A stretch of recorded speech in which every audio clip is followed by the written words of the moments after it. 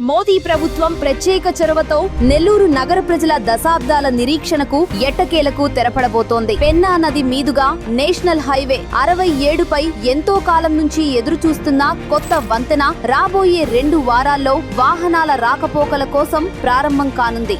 68.67 కోట్ల వ్యయంతో నిర్మించిన ఈ వంతెన దాదాపు పూర్తయింది. మొత్తం 2.68 కిలోమీటర్ల పొడవునా సాగే ఈ ప్రాజెక్టులో 741.5 మీటర్ల ప్రధాన వంతెన, 43.5 మీటర్ల చిన్న వంతెన, అప్రోచ్ రోడ్లు, సర్వీస్ రోడ్లు, డ్రైనేజీ సౌకర్యాలు మరియు పాదచారుల కోసం మౌలిక సదుపాయాలు ఉన్నాయి. దశాబ్దాల క్రితం నిర్మించిన ఒకే ఒక్క 2 లైన్ వంతెన గుండా వాహనాల రాకపోకలు సాగడంతో పీక్ అవర్స్ లో తీవ్రమైన ట్రాఫిక్ జామ్లు ఏర్పడేవి. ఇప్పుడు పాత వంతెనకు సమాంతరంగా నిర్మించిన ఈ కొత్త వంతెన వల్ల ట్రాఫిక్ రద్దీ గణనీయంగా తగ్గడమే కాకుండా నగరంలోని ఉత్తర, దక్షిణ ప్రాంతాల మధ్య కనెక్టివిటీ మరింత మెరుగుపడనుంది.